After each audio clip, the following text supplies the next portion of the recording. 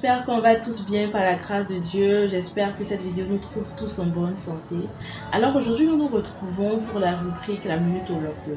Et ce dont nous avons vraiment à cœur de parler aujourd'hui avec vous, c'est du piège du service de Dieu.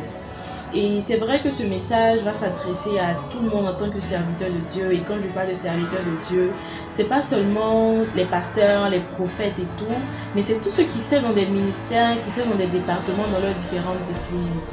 Et aujourd'hui, le Seigneur nous met à cœur vraiment de nous adresser en particulier à ceux qui sont dans le ministère de la louange et de l'adoration, c'est-à-dire les chantres, les instrumentistes. Et quand on parle du piège du service de Dieu, l'histoire sur laquelle nous voulons nous baser, c'est l'histoire de Marie et de Marthe. Pour ne pas faire trop long, pour ne pas que la vidéo soit trop longue, nous allons juste mettre le texte de référence et tout ce qu'il faut dans cette vidéo, mais nous n'allons pas lu le texte. Et aujourd'hui, quand on parle du piège du service de Dieu et quand on se réfère à l'histoire de Marie et de Marthe, nous avons une Marthe qui est en train de servir Dieu, qui est en train de préparer, qui est en train de faire tout ce qu'il faut pour que Jésus soit bien reçu, ce qui est normal, ce qui est comment je vais dire ça, c'est noble, c'est à féliciter, c'est vraiment à encourager. Elle n'était pas en train de faire autre chose que de servir Dieu. Et nous avons une Marie qui est là, qui est au pied de Dieu, qui vient communier avec lui, qui vient apprendre de lui, qui vient de se faire enseigner. Et parfois nous tombons dans le piège du service de Dieu. Comment? Parfois, nous sommes tellement occupés avec nos répétitions, nous sommes tellement occupés avec la préparation de nos cultes, nous sommes tellement occupés avec plusieurs choses que nous oublions l'essentiel, nous oublions Dieu, nous oublions notre relation avec le Seigneur. Nous devenons des martyrs qui sont en train de tout faire pour pouvoir servir Dieu, qui sont en train de tout faire pour préparer, pour faire toutes sortes de choses. Mais on oublie l'essentiel qui est de venir au pied de Dieu, qui est de venir se faire enseigner, qui est de venir communier avec lui, qui est de venir développer une intimité avec le Seigneur. Et je me rappelle qu'il y a quelques mois, le Seigneur m'avait personnellement interpellé là-dessus parce qu'on était tellement occupés avec les répétitions d'Overflow. Parfois, on avait des répétitions sur plusieurs jours. On se retrouve aujourd'hui, on se retrouve demain et il faut préparer les répétitions. Parfois, quand on rentre, on tombe dans les embouteillages, donc on arrive tard à la maison, je suis fatiguée, je dors, demain encore il y a la répétition. Et mes temps de prière étaient vraiment réduits. Et le Seigneur m'a dit, maman, stop Anne, ta relation avec moi, toi Anne, tu es plus importante pour moi que l'œuvre que tu es en train de faire.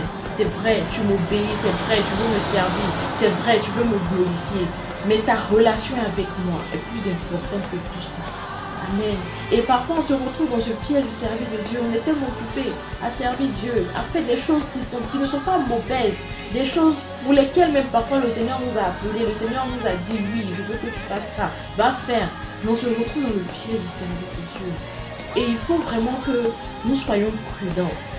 Il faut que nous fassions attention à ce que le service de Dieu ne devienne pas la cause pour laquelle nous nous éloignons de Dieu. Amen. Et c'est vraiment ce message-là que nous voulons vous faire passer, nous voulons nous interpeller à être prudents, à faire attention à ne pas tomber dans le piège du service de Dieu. Et une autre chose que le Seigneur m'a vraiment mis à cœur pendant que je faisais cette vidéo, parfois on se retrouve à être des marques dans le service de la louange de l'adoration. Comment? Je ne sais pas pour vous, mais j'ai constaté dans plusieurs églises que quand c'est l'heure de la louange, de l'adoration, les chants sont là, ils servent le Seigneur, ils font tout ce qu'ils ont à faire. Mais dès que c'est l'heure du message, on sort. On est occupé à faire je ne sais quoi, on va aller bavarder dehors, on va aller se rafraîchir, on va faire toutes sortes de choses. Et on ne reste pas pour écouter le message. Et on devient des martyrs. On est en train de servir Dieu, mais on ne vient pas comme des maris maintenant pour apprendre de lui. Et c'est vraiment quelque chose en tant que chantre que je veux nous interpeller, en tant qu'instrumentiste sur laquelle je veux nous interpeller. Il faut qu'on reste à l'église, il faut qu'on soit présent au moment du message. On doit rester pour écouter le message, écouter ce que le Seigneur a à dire. Il faut que cette mentalité change.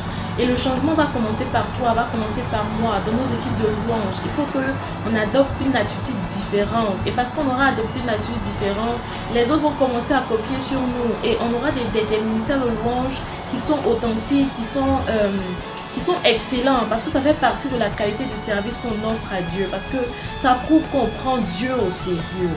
Amen. Et c'est vraiment le message que nous avons voulu vous faire passer au travers de cette vidéo.